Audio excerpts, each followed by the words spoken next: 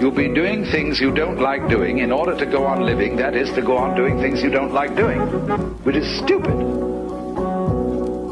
Better to have a short life that is full of what you like doing than a long life spent in a miserable way. Welcome back, you guys. Thank you very much for joining me. My name is Swadik Mayanja, and you guys can call me Q. And we are on another episode of the Everyday Hero Show, where I bring to you someone in your life or someone in my life that brings us joy, happiness, and just all around good feelings, but does not get the credit that they deserve. Today, I have on the show Keyaira. We're going to get into the groovy reasons she's here. But Keyaira, thank you very much for coming. I do appreciate this. Thank you, thank you, thank you. Right from the get, I want the origin story. Keyaira, where are you from? And how did you come from where you were to all the way to Boston? I want that quick and easy story. Okay, it is a quick and easy story. I come from Dallas, Texas. All right. Born and raised. Yes. Southern gal. Okay.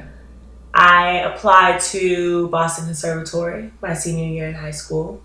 I went to Booker T. Washington High School for the Performing and Visual Arts. I was a dance major there. And so I applied to Boston Conservatory because I wanted to go to a liberal arts school where I would be able to dance most of the day. And so I applied, I auditioned, I got in, got an application, got a scholarship, and I came. So I did say quick and easy, and you guys are witnessing this, but maybe that was too quick. So all right, let me back this up just a tad bit. So look, the way we met, the way I met Keyaira is because of Patricia. So Patricia, shout out, you're the goddamn shit. Thank you for setting this up. But the reason we met is because we did this thing where we were talking to kids that were in college, in high school. We were talking to people who wanted to further their education, careers, whatever. And for some reason, God knows why she chose me, but for some reason, she chose me, and Keyaira was there. So when we went there, Keyaira was talking about dancing. Keyaira was talking about her passion, and like I got them goddamn goosies. All right, so let's back it up just a tad bit because I want to know, how does someone? So I love dancing, and my claim to dancing fame is I like Zumba, and I got Zumba certified. Okay, all right, so that's out the way. But how does someone like yourself tell your parents, African Americans, our parents, I don't know if it's a cultural thing, but our parents are a different breed. How do you go ahead by knowing that dancing is your passion, telling your parents, and deciding that that's what you're going to go to school for? I want to know how that happened, because that's a goddamn biggest decision. Right. Well, for me, my grandfather put me in dance when I was 3. Oh, wow. And I started at Dallas Black Dance Theater. Okay. At Dallas Black Dance Theater, I studied ballet, I studied modern, I studied African, I studied hip hop, I studied jazz. Pause. Is this a full, like, since the time you got into dance till the day you graduated high school, or was it like when Yes, I attended this academy from the time I was 3. Yeah. Until the time I graduated high school. Oh wow. I had a whole career at Dallas Black Dance Theater. Mm-hmm. I joined Bloom, which was a junior company at Dallas Black Dance Theater when I was probably 12. And I was promoted to second company at Dallas Black Dance Theater. What does that mean? Second company is the company where most dancers that are in the company are coming from college. So they're fresh out of college. Stop. Pause. You said 12. So wait, no. Bloom was 12. Oh, okay. And then when I turned 16, I joined. That makes it a little bit better. That was like this. Jesus Lord, I was nervous. Okay. Yes. So, okay. But still. I was 16 and I joined as an apprentice. Yes. But I was really close with the director. She was my mentor. She was another mother to me, and she really helped shape my dance career and my passion for dance. And so the more my passion grew, the more parts I got, the more I was involved. I would go to Booker T. Washington High School where I would practice dance half of the day, and then I would have my academic studies from 12 to maybe 3 o'clock. I'm not sure the hours were split different each year. And then after 3 o'clock, I would go to tutoring after school. And then after tutoring, I would travel to Dallas Black Dance Theater. I would be... How far is travel? You make it... They were actually right next door. Okay, thank God. In downtown Dallas. All right. And so I would walk to Dallas Black Dance Theater, and I would have rehearsal from 6 to 10. And this was when I was sophomore through senior year in high school. And so I would have rehearsals from 6 to 10, 3-4 times a week. And then we would go on tours. We would, in Bloom, my first tour I ever went on was to Uganda, Africa. Oh, let's pause to talk about the great UG for life, UG. Okay, so let's talk about UG. I do want to get into just a little, so please explain to us what a tour is when it comes to the dance, lifestyle. And then let's talk about your first tour in Uganda. So what is a tour? Is it the same kind of tour I'm thinking of when I think Drake's going on tour? Or is it like you go to one place and you dance there for like a month? What is a tour? Yes, that's the concept, yes. We ended up staying in one area of Uganda, so we wasn't really traveling as much and performing, but we did end up traveling to the Nile River. We ended up traveling to the Queen Elizabeth Resort. And those were, standing on that Nile River, actually, I was with my mom. My mom was taking pictures. Good for you. I was standing on that Nile River, and I just kept thinking to myself, I want to travel the world. And I want to make this a career. And if dance is going to let me see the world, and it's going to give me the opportunity, then I better get serious about it. I already have 400 questions for you, okay? So let's start. Okay, so with this is what I want to know. Do you think that you did dance, you were good at it, and you stuck with it? Or you did dance, you fell in love with it, you were all right, and now you're good at it because of the time you put into it? Like, do you like it because you're good at it, or do you like it because you like it? So, I think in the beginning, my younger ages, I was so invested in dance because it was more of a hobby for me. Okay. And it kept me busy. It kept me out of the streets. It kept me busy. Good for you. So, what I'm trying to figure out is, are you better than the average your age person at dancing? Let's be real. Okay, so let's stop with the modesty, all right? The answer is yes. I'm going to answer for her right here. The answer is yes, obviously, because you were part of that thing when you were 16. What? The answer is yes, ladies and gentlemen. Good for you. I'm happy for you, but the answer is yes. So, I think what it is that when I decided to take dance very seriously, I decided to invest in myself. And that's when I decided to take my life seriously. And so dance to me became more of a survival thing. I needed to be good at this in order to succeed and elevate in life.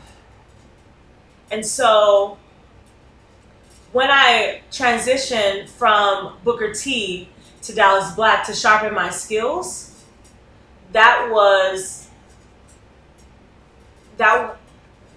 in the studio, those grinding hours that I put in is why I'm in the position where I am right now as an artist. I believe it's because I worked really hard to get here as a choreographer and as a dancer. But well, it's also because I was really hungry during that time. So classes would probably end around 9 p.m. the latest. But because I was really hungry and also had this desire to find myself in dance, it wasn't just about survival anymore. It was more so about like, who do I want to become in this world? Yes. What kind of message do I want to send through dance? Yes. Who do I want to be in this profession as a dancer?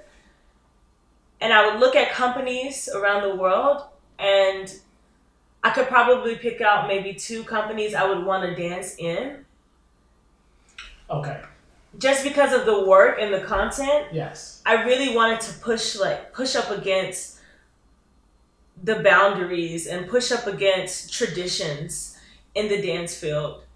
And that's when I decided my senior year that I wasn't going to audition for any dance companies. I was going to figure out a plan B.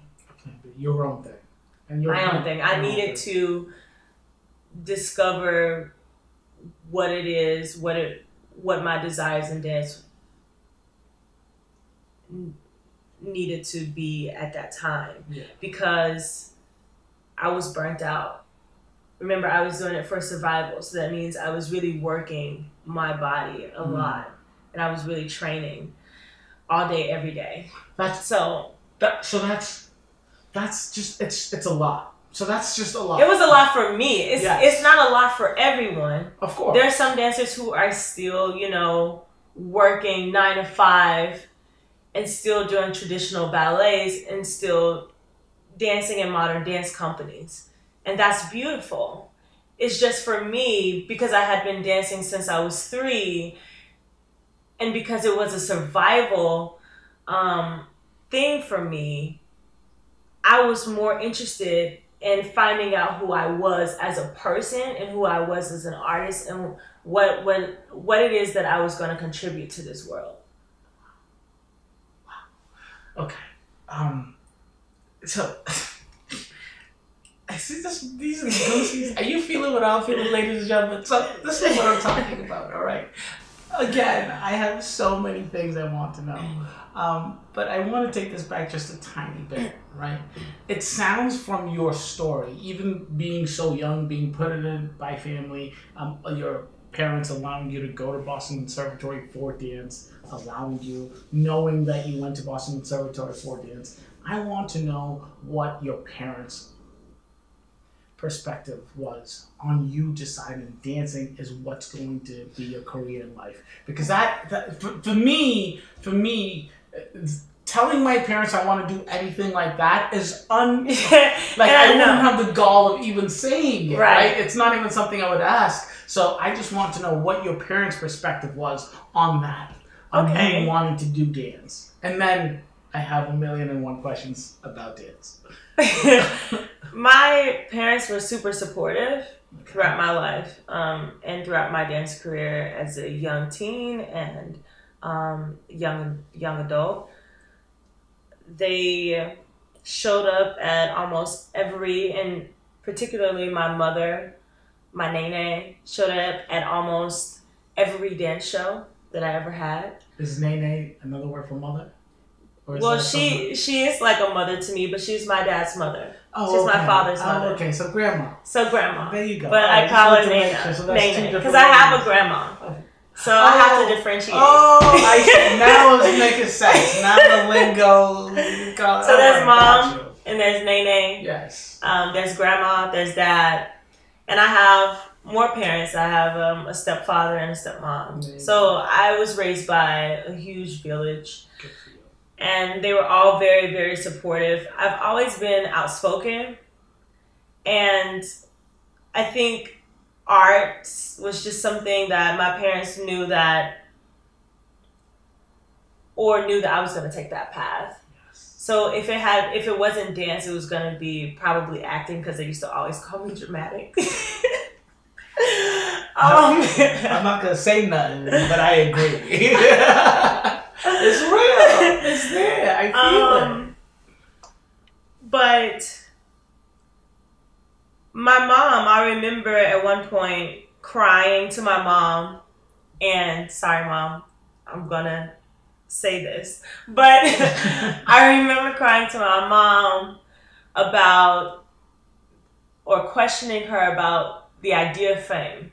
Because when I first started like traveling in dance, I was just like, what is this? You know, like I'm leaving home to go do what I love.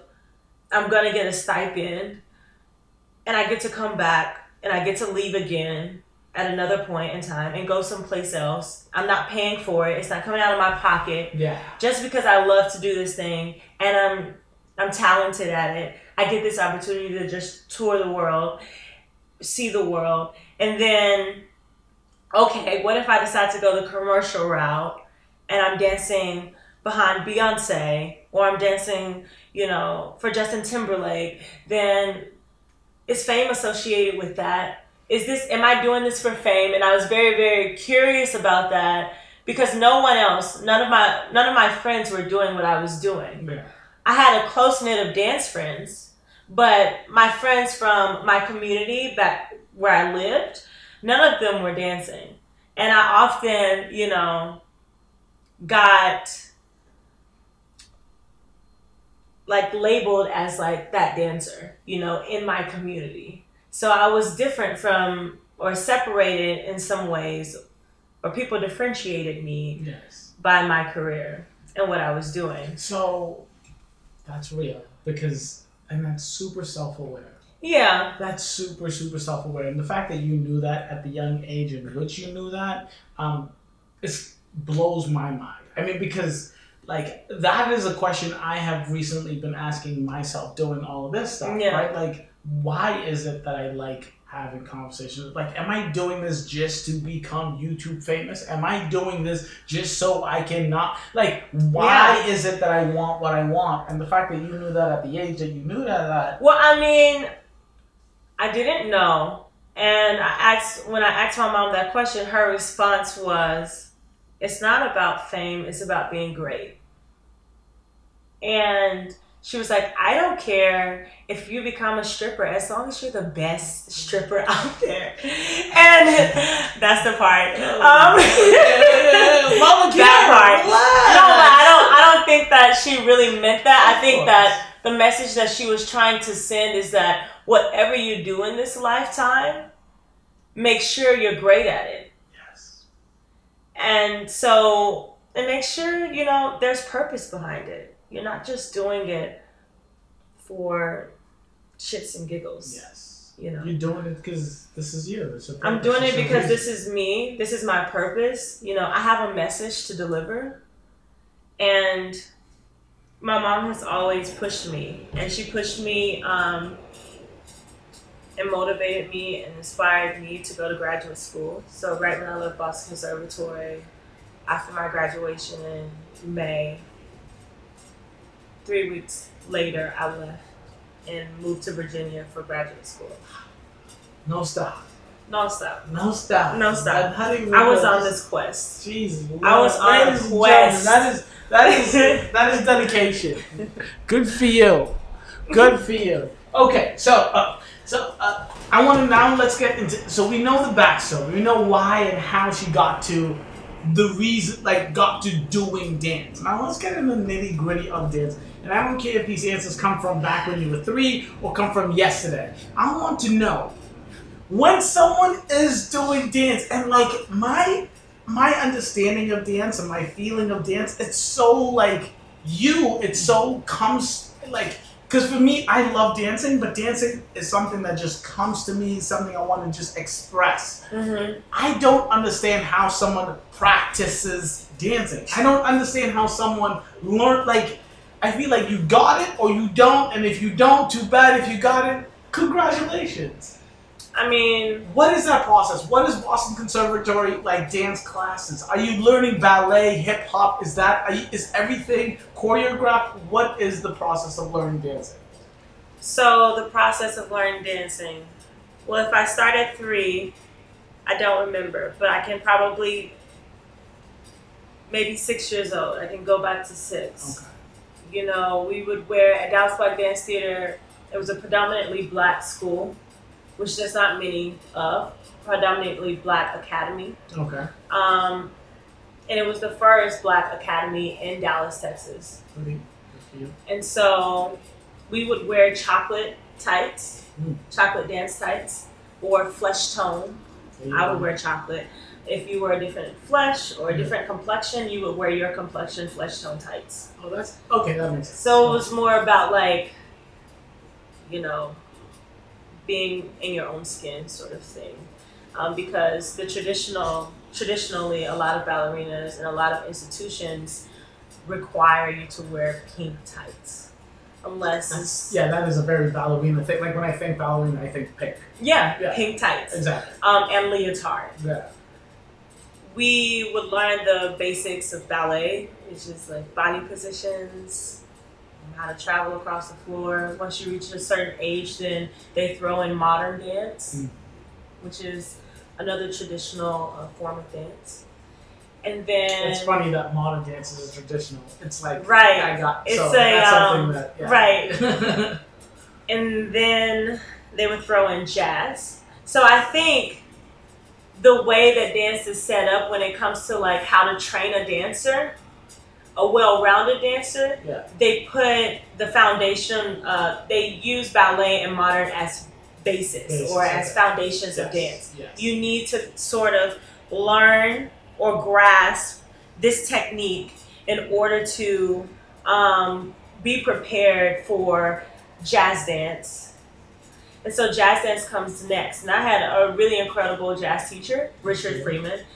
And he taught me all the sass in the world. Hey. So that's where like character... Richard Freeman. The man, Richard Freeman, taught you all the sass? He taught me all the sass. Good for you, Richard Freeman. Yes, the jazz walks. Yes. The jazz walk.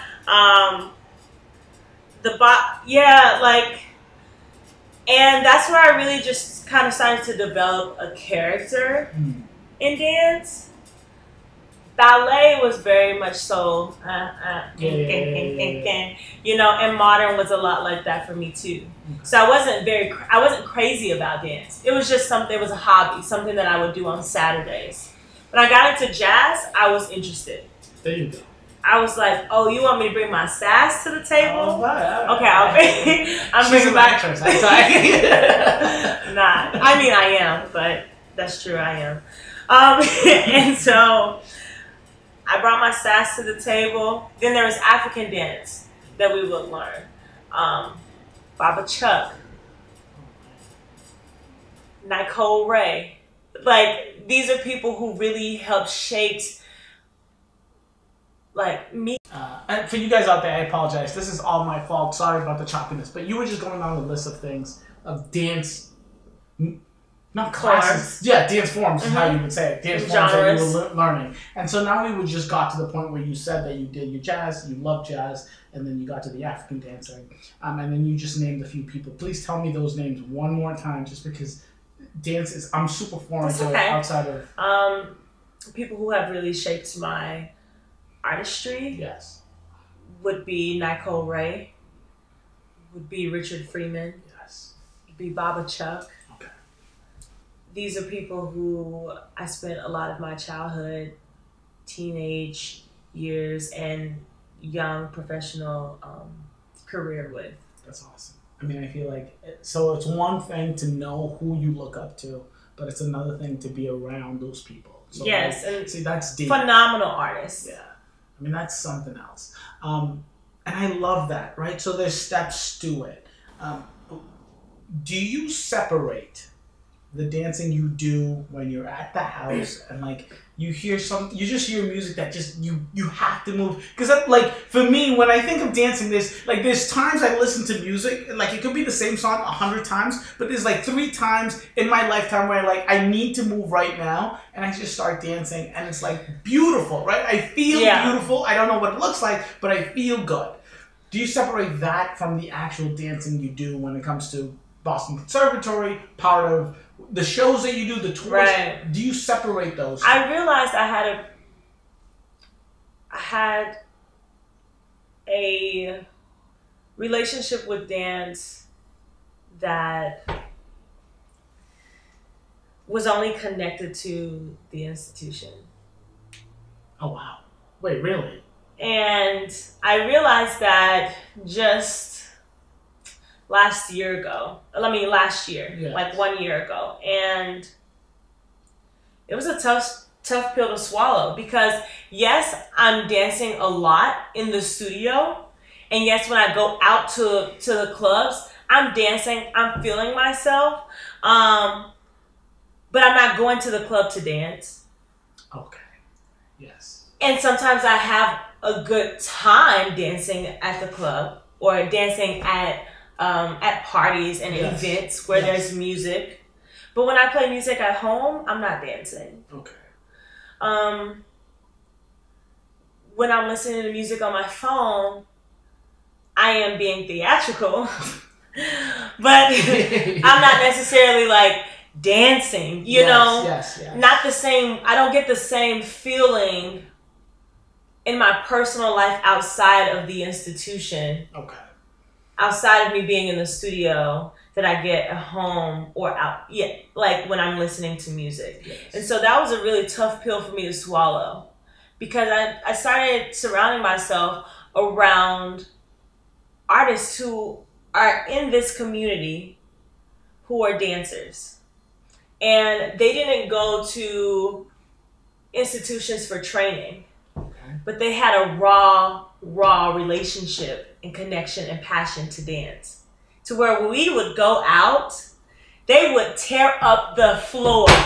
Yo, yeah, and let me get some names. And they would be like, Keyaira, like, come on. Let's make this move. And I'm like, oh, but you just, like, me watching you and dance have this beautiful relationship to where nothing else in the room matters. It's just you and dance in that space. And y'all holding that intimate space together. I don't know what I would be bringing. I don't know what I would be bringing into, like, so I'm getting back. I'm redefining my relationship with dance. Yes. I'm spending a lot of time with dance again. Okay. But outside of the institution. Because now I have to re-meet this form. Yes. And I have to see it differently. I have to be with it differently. It's not about survival anymore. Mm-mm. I'm here. There you go. I'm okay. I'm breathing. You're living. I'm living. Well. She is. And so, what is this relationship that I have with dance? Where do we go from here? God damn it. Do I resort to what I know I can do do with dance? Yes. And have that relationship with dance for the rest of my life? Is that fulfilling enough right now? Or do I rebuild without structure? See, I thought I was interviewing Keyaira. Oh, sorry. Here I'm talking to Gandhi. Jesus No, Lord. these are the questions that I ask myself. And it's so real because, I have to say, the way, and I love the way you describe the relationship people have. And it's not because dance it's more than an idea, and it's not an inanimate object. It's not. It's I feel like dancing is the most. It should be, and I think for me. In spaces, I've always felt like I have to prep before I go dance. Oh, okay. Yes. There's people who will throw themselves in it. For me, because of the way I was trained, and because of the structure of my dance training and my history in dance, and my lack of self-agency in dance, I have always felt like, oh. Let me make a choreography. Let me figure this out. Let me prep. Let me warm up. All right. And now I'm ready to dance. Unless I was doing this dance from Dallas called the South Dallas Swag. South Dallas Swag. Now that's a dance that everybody in the community knows of Dallas. Is that and I think it's it's pretty. dancing? Is it a... It's not like line dancing, no. It's like Right, the closest thing is probably like the Dougie. Okay. But it's called, what is it called? The South Dallas Swag. Woo! I'm already interested. I'm ready. Or you can call it jigging. Okay. They call it jigging. All right. But when I'm South Dallas swagging, of course, I'm representing Dallas. You know? so you know, it's like when people do dances from their country. Yes. Oh, they're showing out. You know what I mean? It has meaning behind it. Yes. South Dallas swag for me, like, yes, all the way. That's such a good point because I've been to many, many weddings. Most of them, 98% of them have been African dances, African weddings. And when there's just the music and the DJ's doing his thing, it's great. The second they play a song that is related or connected to an African dance, people go fucking nuts. Mm-hmm. And it's like a different, like you could feel it. Like like, and like it happened. So I can definitely understand that. And imagine me like being from Texas, moving to Boston. Yes. In this huge pot of cultures. Mm-hmm. And hearing reggae for the first time. You know, and being in the club and be like, what is everybody doing? Like, what am I hearing? You know? Yes. And I'm like, where is my Dallas music? Where is my hip hop? Where is my, you know? Yes. But, so that dance is very special and close to me. Of course. You know? Yeah. So. And being from Dallas, I do have to make the note. Arguably the best performer of our time, but definitely the most incredible human being of our time. Beyonce Knowles. Beyonce Knowles Carter. God damn it. I love Houston, Texas. Yes, she's from Houston, Texas. Is that someone you've looked... Because you mentioned earlier, like... And so yes, what does Beyonce mean to you, number one? But number two, what, in your definition or in dancers in general, what is the peak of dancing? I don't want to say fame or success. I see. Like what as a dancer, a contemporary dancer, or a dancer who is classically trained. Yes. There are companies around the world, dance companies like American Ballet Theater, Dance Theater of Harlem, Dallas Black Dance Theater First Company, Hubbard Street. There are dance companies all over, and basically the peak of your career is when you get accepted into one of those dance companies and you have a lasting career. And some dancers go and dance for many different dance companies. Yes. And some stay in one company and become a principal dancer. That's like the highest paid dancer in the company. And so that's the more, I guess, like 9 to 5. 9 to 5, yes. If you're going to be a freelance dancer, then you're probably traveling and moving, hopping from company to company and dancing and working with different choreographers around the world. So what do those companies do? Like, so yes, you want to be a part of those companies, but what are those companies doing when it comes to dance? Are they just putting on performances in like Las Vegas? Are they just traveling the world, teaching and performing for, like, what do those companies do? So for a dancer, you would go into class, go take class in the morning, and then you would go right into rehearsal. And so you would rehearse Monday through Friday, like any other job. Yes. 9 to 5. Yes. And they would have shows, they would have seasons where they would perform in shows. They would either go on tour, they'll do like a performance in residence somewhere.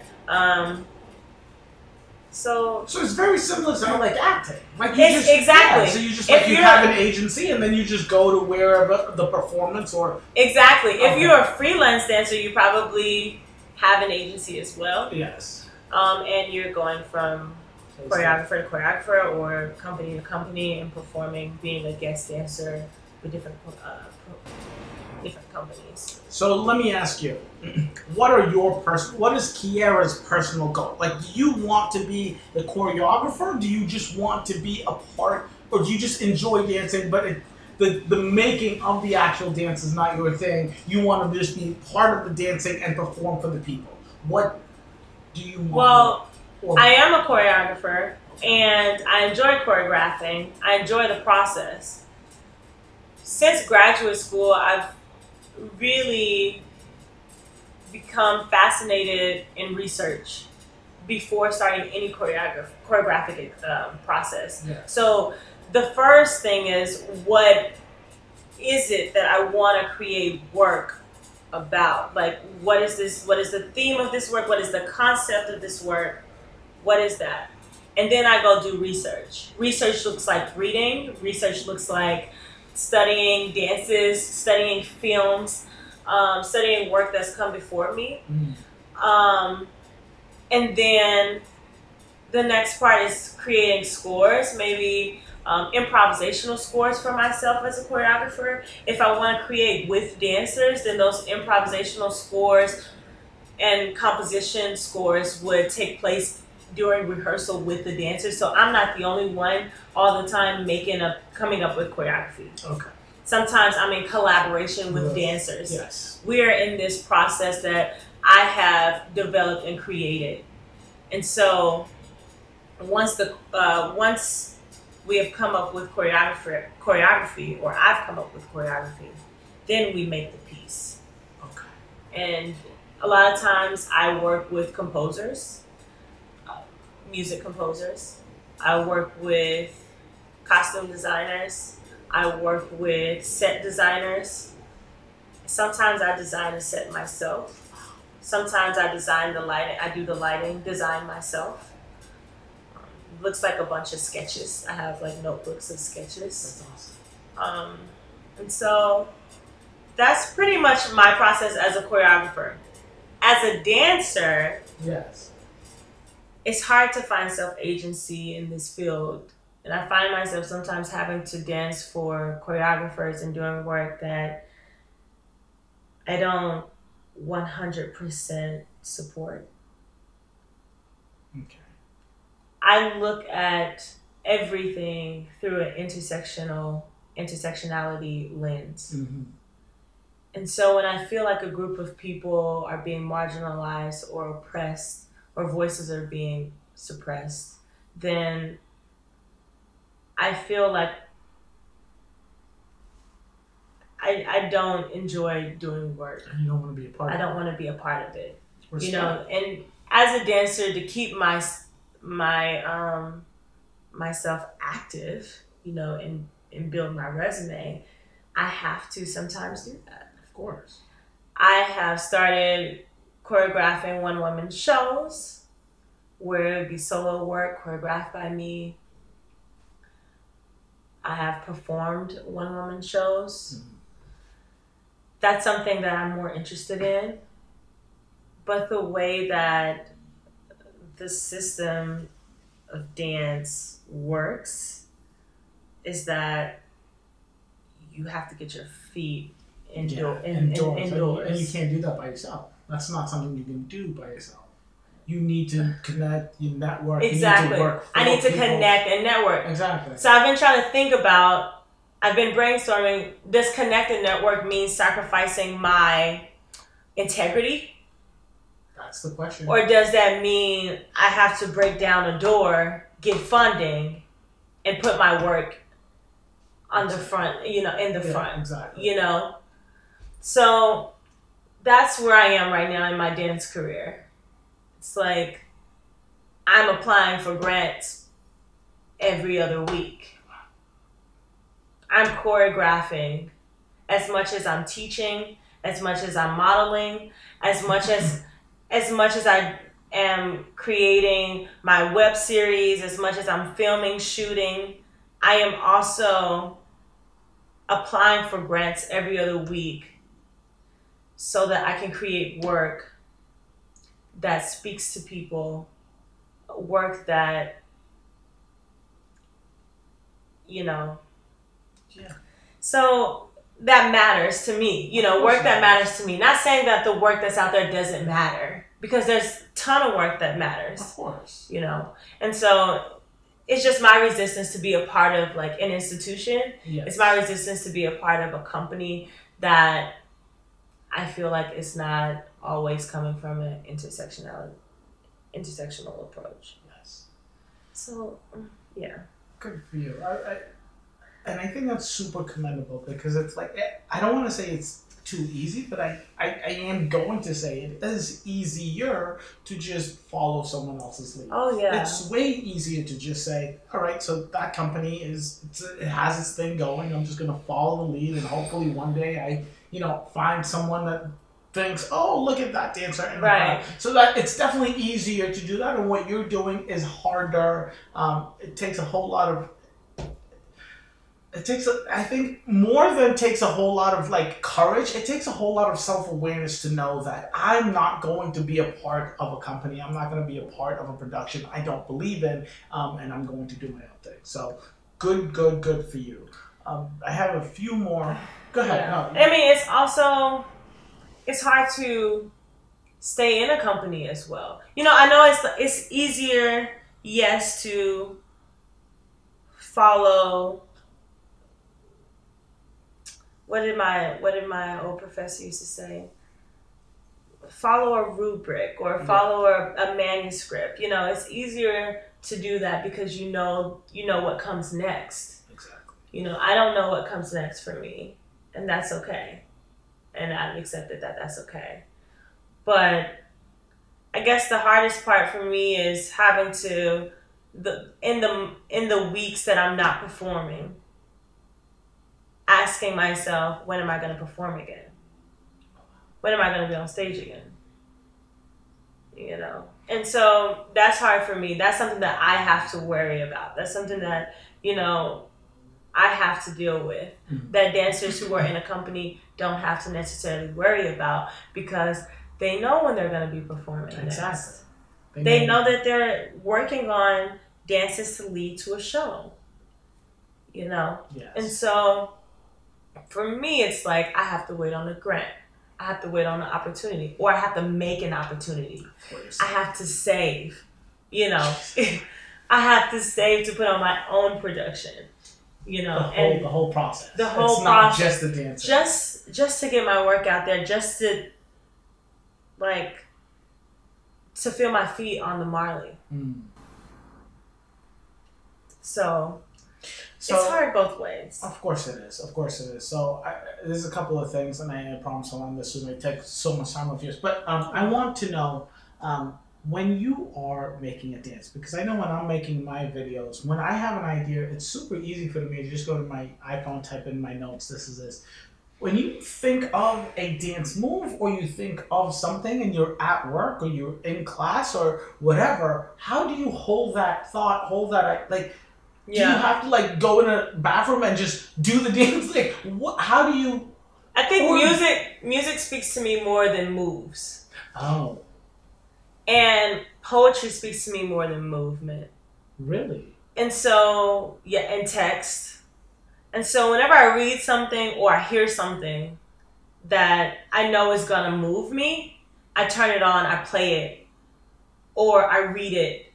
And I get in the studio, and while I'm listening to it, I improvise and I record myself.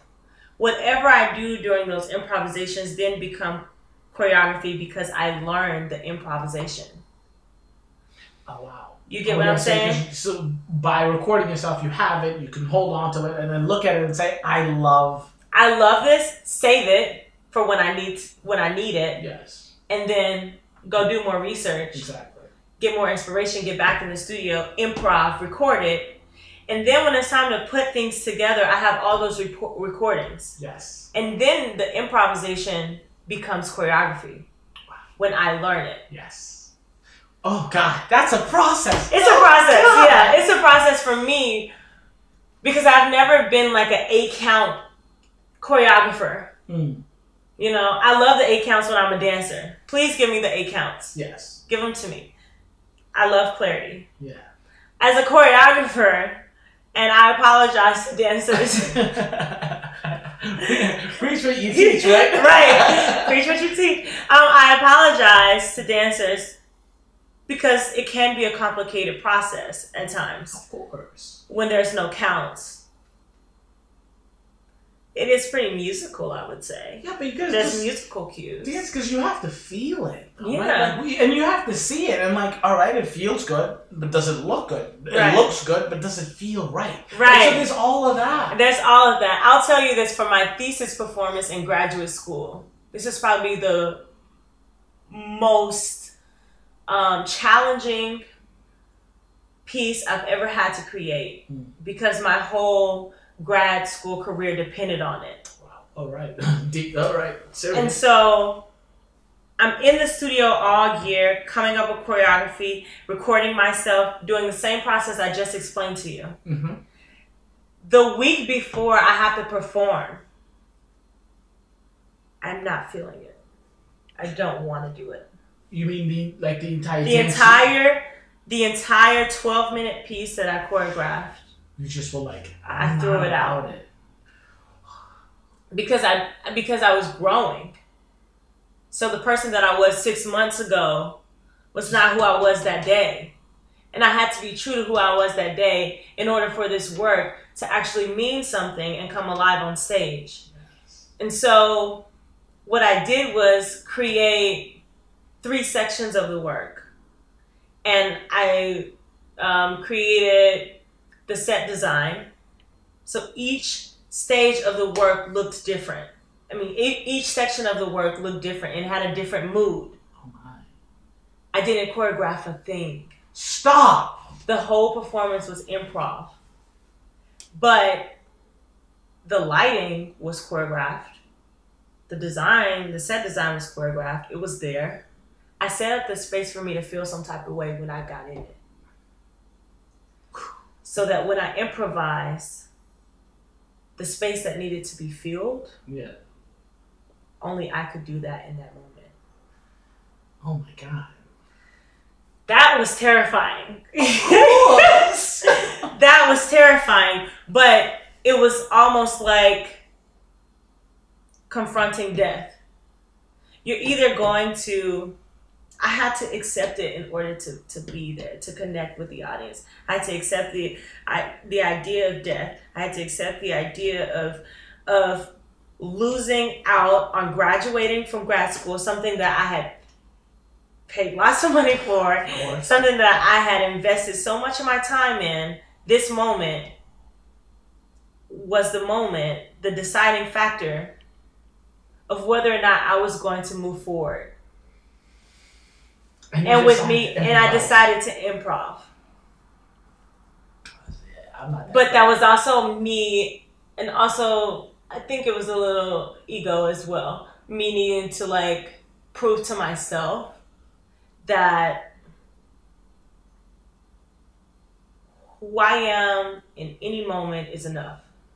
Oh my God. Like in any moment. So obviously, happy ending. You passed. Right? Obviously. Okay, all right. I mean, it was great. It was great. It was great. Good for you. It was a great experience. Very emotional experience. Yes. I had music from Mike Wall, who is a composer in New York who makes music for dancers. He let me use some of his music for the show, for the performance.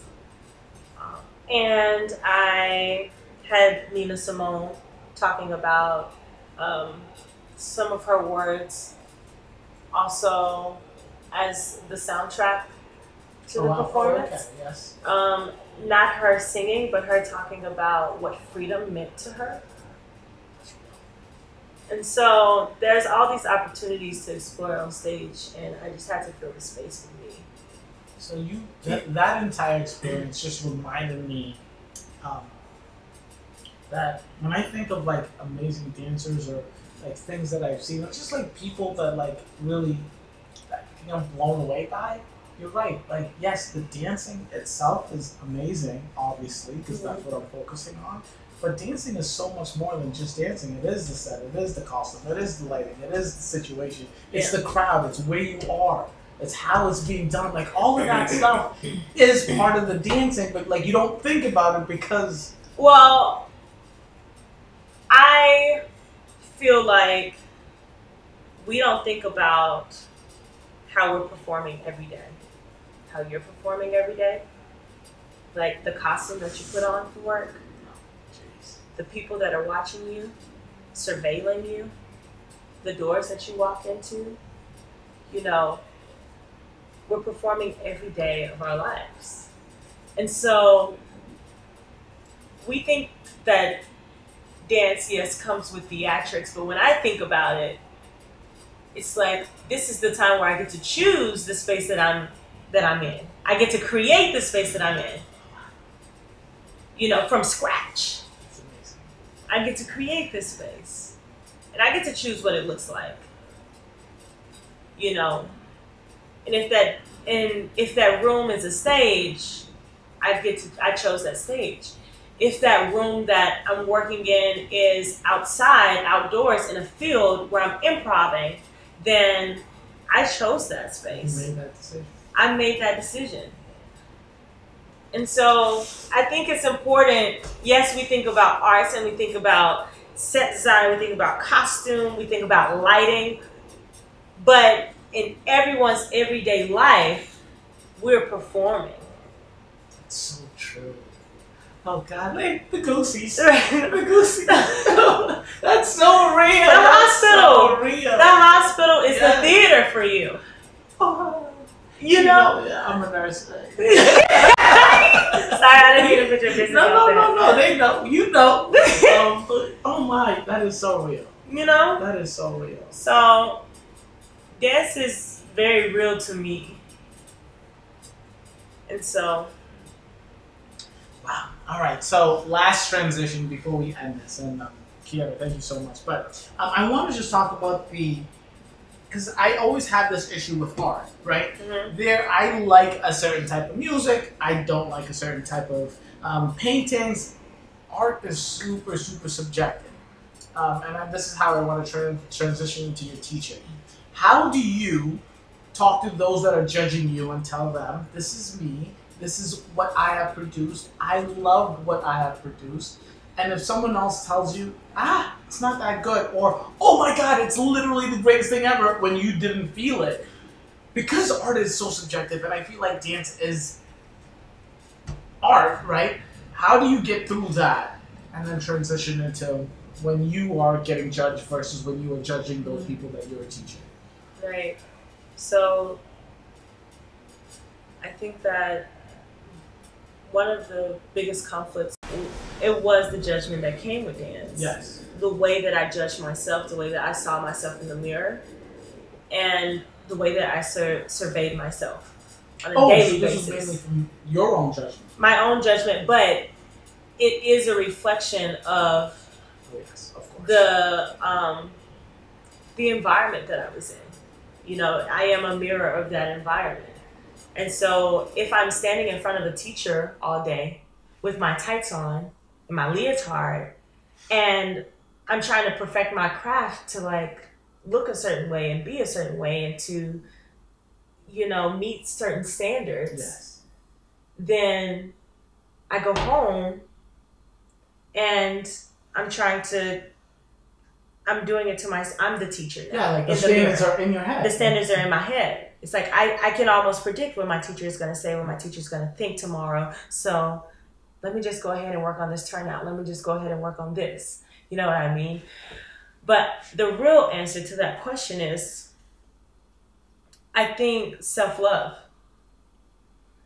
And that can seem cheesy at times to say, but I have really learned a lot about love at this point in my life.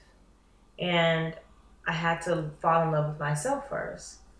And that's what this kind of break from the traditional professional route of dance has done for me, is that I'm less judgmental and more accepting of the things that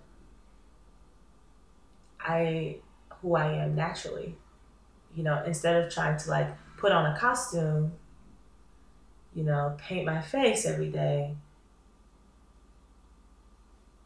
I can be who I am and love me for that. And that makes it easier for me to connect with other people.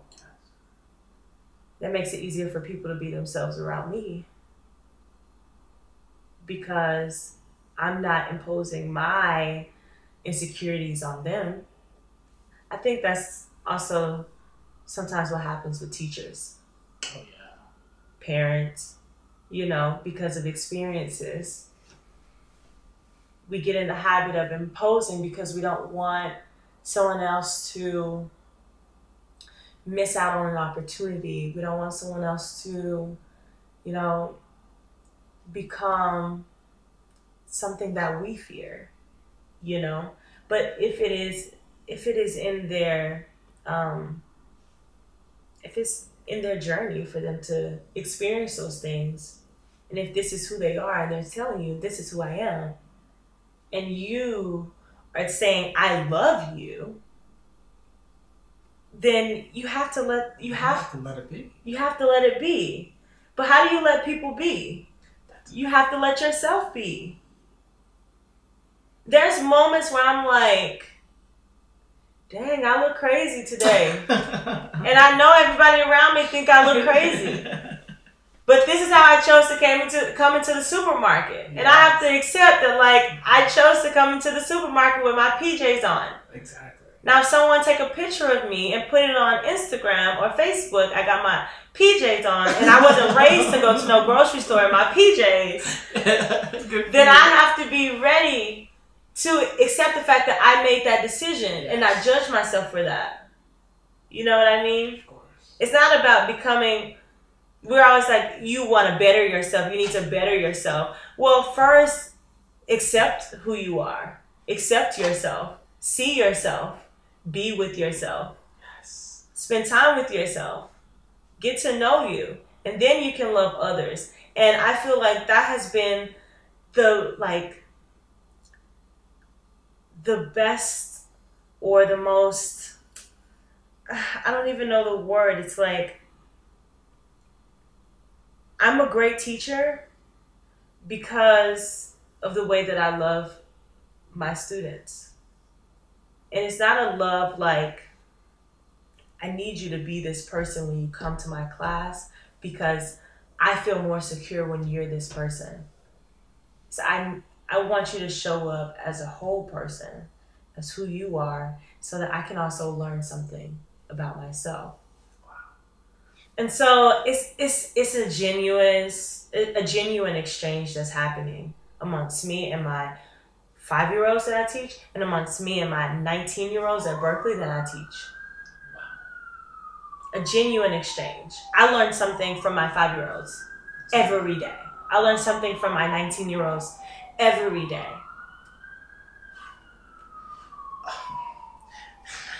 I love the way you put that because you're so right. And I know that when people look at authority, they're always like, oh my goodness, get off my goddamn back.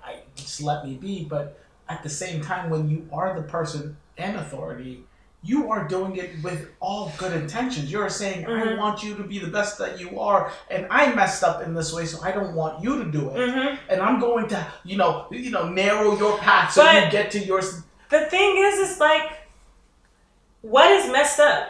Exactly. You know? Because obviously you're here, right? Yes. And obviously you're teaching me. And every experience that you've had in your life have led you here for a reason. So what is messed up? That's the question. You just maybe stirred things up. But what is messed up? Yeah. You didn't mess up. It was a part of your journey. And you have to learn those things. Battery issues. But just letting you know. So when you are teaching, because this is currently where you are right now, teacher, dancer, put those together. When you are teaching and you are accepting people, I feel like, yes, I'm with you 1,000%. You gotta let people live, let people express themselves the way they feel most naturally to do, right? But there has to be a bar, right? You have to you gotta be following the rhythm. You gotta be following the beat, right? So there is a minimum, right? Is that so? Let me tell you. Yeah. People think I'm crazy for this. Crazy? but I teach at an elementary school, Mm-hmm. and we were the beginning of the school year. You know, you bring kids into your classroom and you talk about the rules of your classroom. Yes. I decided to do classroom boundaries instead of rules, Okay.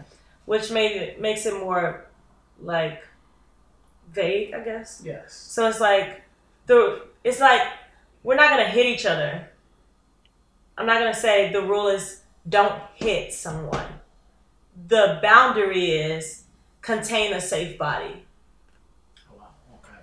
So that there is choice in that. And some people may say, well, that's a 5-year-old and they don't know who they are. And I have to disagree with that. I think in that moment, they do know who they are. And when they do make that sad choice or that sad decision and compromise their education, then they have to, that's when they meet consequences. Exactly. You know what I mean? So I'm not going to say you're going to do this or you're going to be in trouble. This is life. You decide to make this decision or not meet this standard. These are the consequences that come with that. So you have a choice. And it's like being I'm a Christian. I believe in God. God gives us choices. Mm. You know? God gives us choices. The decisions that we make come with rewards, come with consequences, come with some sort of, you know. So, I mean, the only follow-up question I am allowed... Wait. Go ahead. So when it comes to dance, Mm-hmm. I ask my students, what is it that you want to get out of this class? I ask my 5-year-olds, what is it that you want to get out of this class? Because I can do the same standards. Yes. Music, technique, all of those things happen. I have information that I am sharing with them. But this is a liberal arts college, and this is a elementary school. 2 very structured programs. How can we find freedom in that? Yes. And so a 5-year-old telling me that they want to learn bachata and teach bachata to their friends, then I'm gonna find a way to fit that in the curriculum. Or a kid telling me that they want to be able to do 6 turns, I'm gonna find a way to help them meet that standard that they set for themselves. You know, and so that's a lot of work on my end as a teacher, yes. Because of course I want to just teach them, you know, what I know. But I also feel like why not partner and collaborate with my students so that they get the most out of these courses and these classes, and also give them the information that the state requires of me. Oh my God. I am in love with that theory, with that outlook on teaching, because I feel like in all of my education, I swear to you, I mean, that is the kind of freedom I wasn't privileged to until the senior year, my capstone class. Right. They were like, all right, do what you want. After literally my entire life of having syllabus, rules, regulations, every single step of the way, that kind of freedom literally punches you in the face once you get out of the schooling lifestyle. So for you to bring that freedom and not bring it in the negative light of if you don't do what you need to do, shit's gonna happen. You bring it in a positive light as in, what do you want to do? And let's get there together while we are also hitting every standard every that marker, we need to. yeah. That's amazing. And That's amazing. Because I'm not the one. It also dismantles the hierarchy in the space as well. You know, I'm planning everything. I'm setting goals for students. When students are paying money to learn, and so it's there needs to be some sort of exchange there. And so people may say, they're 5, they're 10, they're 12, they don't know who they are yet. Teach them what you know. Teach them what we hired you to teach them. And I say, give me a trial. And and I'm going to show you. I'm going to deliver to you a scholar, a student who not only meet the state standards, meet the institution standards, but also has self-agency. This is a teacher. This is an educator. Ladies and gentlemen. God damn. Yes. Yes, yes, yes. All right. Yeah.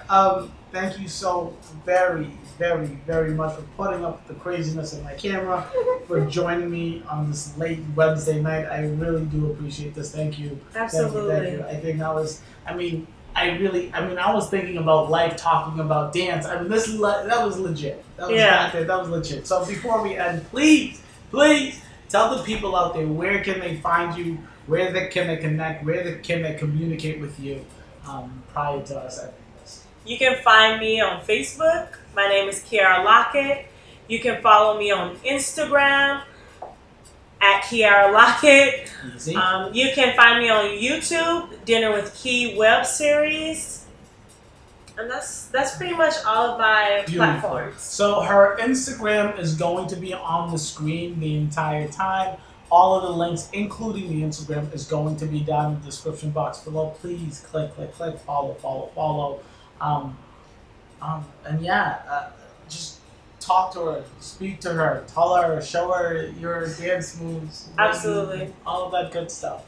Keyaira, I really appreciate this. Thank you very much. Thank you for having me. Of course. It's life, ladies. Life.